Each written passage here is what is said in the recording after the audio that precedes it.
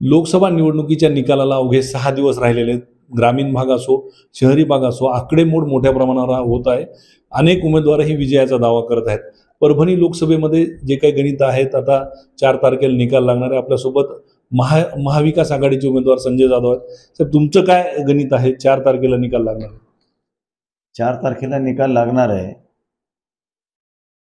आणि त्या दिवशी महाविकास आघाडीचा उमेदवार म्हणून माझा विजय होणार आहे ह्याच्यामध्ये माझ्या मनात कुठेही शंका कुशंका असायचं कारण नाही.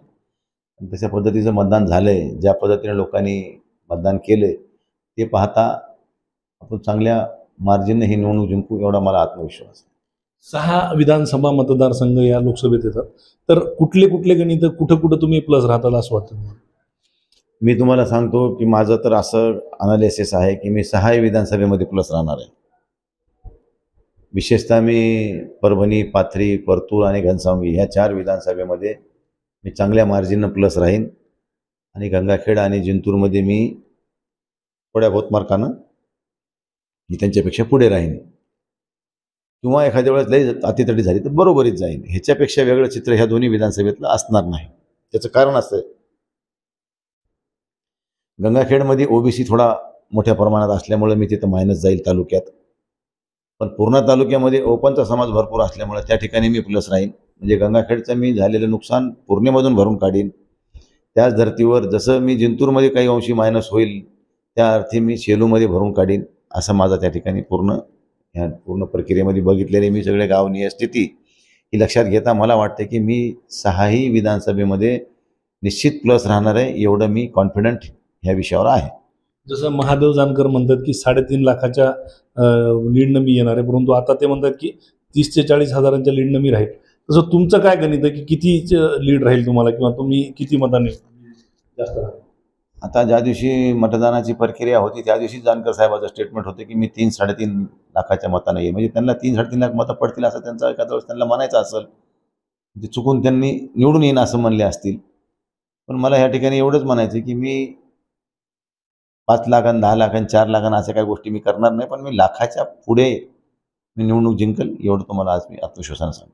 ही निवडणूक जी आहे ती विकासाच्या मुद्द्यावर नव्हतीच. ही निवडणूक मराठा विरुद्ध ओबीसी अनेक ठिकाणी पाहायला मिळाली. तर यातले काय अनुभव तुमचे होते ह्या निवडणुकीमधले ह्या अनुषंगाने? ह्यातला अनुभव एक सगळ्यात मोठा असा होता की मी आत्तापर्यंत एवढ्या निवडणुका लढल्या, त्या विकासाच्या मुद्द्यावर असतील, पक्षीय राजकारणावर असतील, लोकांच्या समस्यावर असेल, पण ही पहिली निवडणूक अशी होती की ही कुठल्याही विकासाच्या मुद्द्यावर नाही चालली. ही निवडणूक सरळ सरळ ओबीसी विरुद्ध ओपन अशा स्वरूपाची होत गेली. जसे जसे निवडणुकीचा काळ येत होता तसतसं ही निवडणूक जातीच्या आधारावर ही वळणं घेत होती आणि शेवटच्या टप्प्यात ती जातीच्या वळणावर गेली आणि ओपन विरुद्ध ओबीसी अशा स्वरूपाची लढाई आपल्याला ह्या मतदारसंघामध्ये बघायला मिळाली. आता बीडमध्ये कालचा प्रकार, परभणी जसं झालं तसंच बीडमध्ये पण बघायला मिळालं. बीडमध्ये काही ठिकाणी वंजारी समाजाने मराठा समाजाच्या अनेक गोष्टींवर प्रतिबंध घातला. तिथं प्रशासनाने मध्यस्थी केली. कसं बघता या सगळ्या घटनेकडे? शेवटी ही निवडणुकीची प्रक्रिया आहे आणि ही निवडणुकीच्या पुरतीच मर्यादित असावी. ज्या दिवशी संध्याकाळी 6 वाजता मतदान प्रक्रिया संपली त्या दिवशी आपल्यातले हेवे दावे मतभेद काय असतील, वैचारिक लढाई ह्या तिथं संपल्या. शेवटी ज्या गावच्या बोरी त्या गावच्या बाबळी.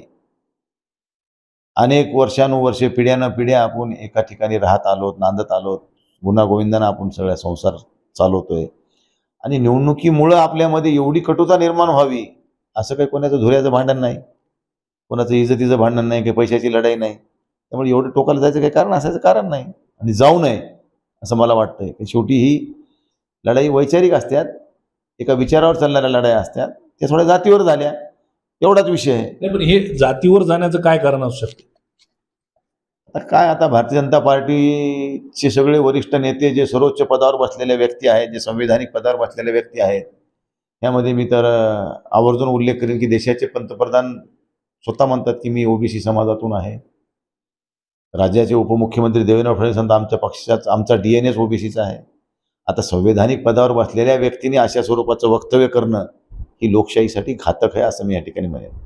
तुम्ही परभणीचं मतदान झाल्यानंतर राज्यातल्या अनेक मतदारसंघांमध्ये फिरलात. काय चित्र एकूण वाटतं तुम्हाला की राज्यामध्ये महाविकास आघाडी प्लस राहील का महायुती परत येईल? राज्याच्या सगळ्या लोकसभा मतदारसंघातली मी थोडी काहीतरी माहिती घेतली आणि काही ठिकाणी मला जाण्याचा बी योग आला. तर मी सगळं बघितल्यानंतर मला असं वाटतं की ह्यावेळेसची लढाई ही उद्धव ठाकरे वर्सेस महायुती अशी होती. आणि उद्धव ठाकरे साहेबांनी स्वतःच्या कर्तृत्वातून, मग ते उद्धव ठाकरे असतील, शरदचंद्रजी पवार असतील, काँग्रेसचे नेते असतील, महाविकास आघाडी म्हणून ज्या पद्धतीने ही कॅम्पेनिंग केली, तर उद्याच्या 4 तारखेला ज्या दिवशी निकाल लागेल त्या दिवशी ह्या मॅचचा मॅन ऑफ द सिरीज कोण असेल तो उद्धव ठाकरे. किती जागा येतील वाटतं? मागच्या वेळेला महायुतीच्या 42 जागा होत्या, 41 जागा होत्या. यावेळेला महायुतीच्या किती राहतील आणि महाविकास आघाडीच्या किती राहतील?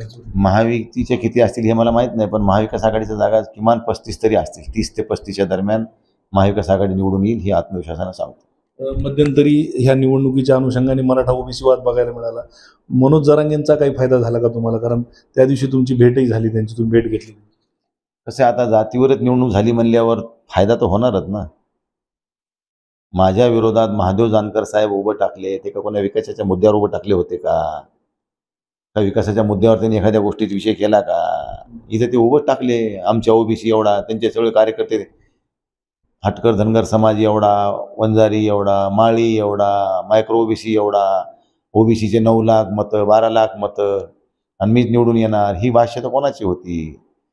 त्यामुळं हे जसं जसं पेरीत गेले तशी तशी निवडणूक जवळ येत होती, तसं ते उगवत गेलं. तिकडून ॲक्शन झाली, इकडून रिॲक्शन झाली. त्यामुळे इथं मराठा समाजामध्ये कोणी मराठा समाजाला एक व्हा असं कोणी म्हणलं नाही, कोणी म्हणायची गरज नाही पडली. जो बोएगा वो पाएगा. त्यांनी जे पेरलं ते उगवले, ह्याच्यामध्ये काही दुमत नाही. आणि मराठीमध्ये जरांगे पाटलाचा मला ह्या निवडणुकीमध्ये निश्चितच फायदा झाला, ह्यामध्ये काही दुमत नाही. शेवटी मराठा आंदोलन, मराठ्याच्या आरक्षणाच्या संदर्भानं जे काही राज्यामध्ये एक धग निर्माण केली रंगे पाटलांनी, त्या धगीचं हे फलित होतं. आणि परभणी लोकसभा मतदारसंघामध्ये कधी नव्हते एवढा मराठा समाज एकवटला, आणि त्याचा निश्चित मला या ठिकाणी फायदा झाला. ह्याच्यामध्ये काही दुमत असायचं कारण नाही.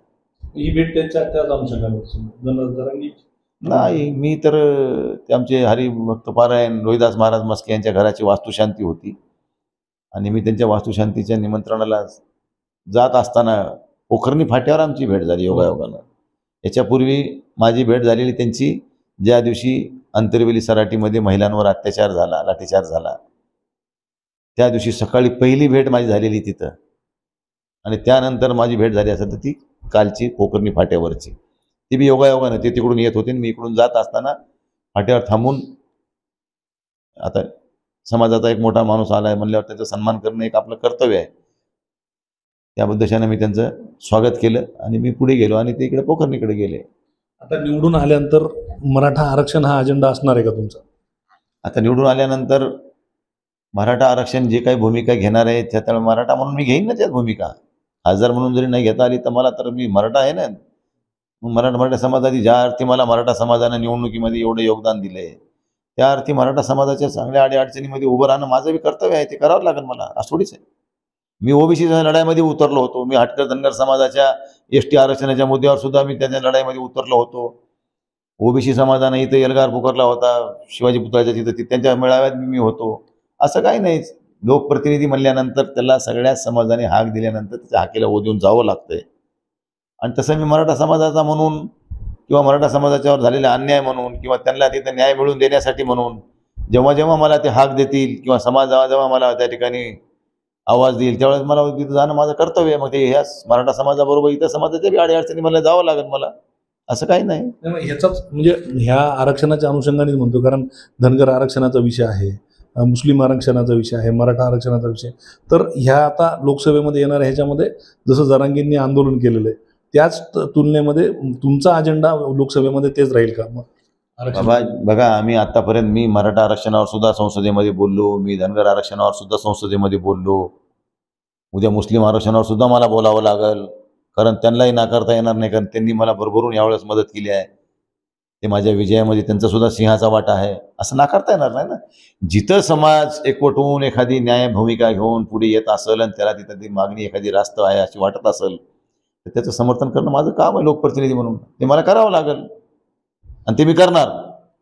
आता बीडमध्ये जी घटना घडली काल, त्याच्यानंतर मनोज जरांगेंवर वेगवेगळे आरोप सुरू झाले.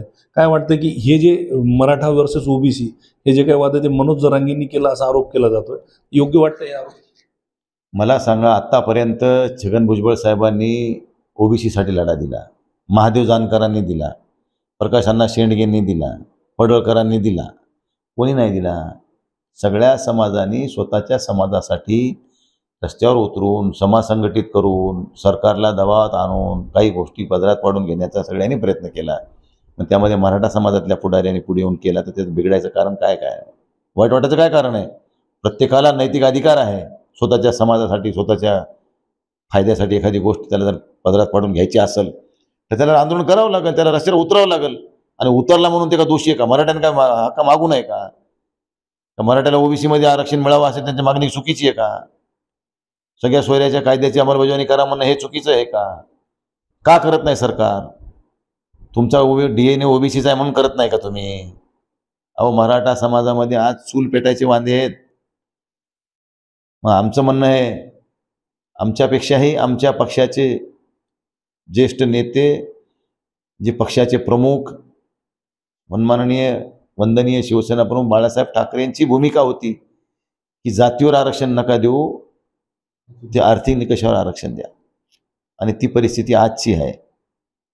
आज आम्ही कोणाचं आरक्षण हक्क मागत नाही हिरावून, पण आम्हाला सुद्धा मिळालं पाहिजे ही आमची मागणी आहे. आम्हाला नाही मिळालं पाहिजे, पण आमच्या समाजातल्या, आमच्या वर्गातल्या काही गरीब समाजात जे सुशिक्षित आहेत, ज्याला शिक्षणापासून वंचित राहिलेत, जे चांगले शिकलेत परंतु आरक्षणाच्या ह्या फायद्या तोट्यामध्ये त्यांची जरा नुकसान झाले, अशा लोकांना न्याय मिळवून देणं किंवा त्यांना न्याय मिळावा हे म्हणणं गैर आहे असं तुम्हाला जर वाटत असेल तर हो, आम्ही ही चूक केली आणि ती करणार, असं माझं ठाम मत आहे. रेवते परभणीचे महाविकास आघाडीचे उमेदवार संजय जाधव यांनी दावा केला की 1 लाखांच्या पुढे मी या ठिकाणी परभणी लोकसभेतून विजयी होणार आहे. कॅमेरा पर्सन विशालसह पंकज क्षीरसागर, एबीपी माझा, परभणी. एबीपी माझा, उघडा डोळे बघा नीट.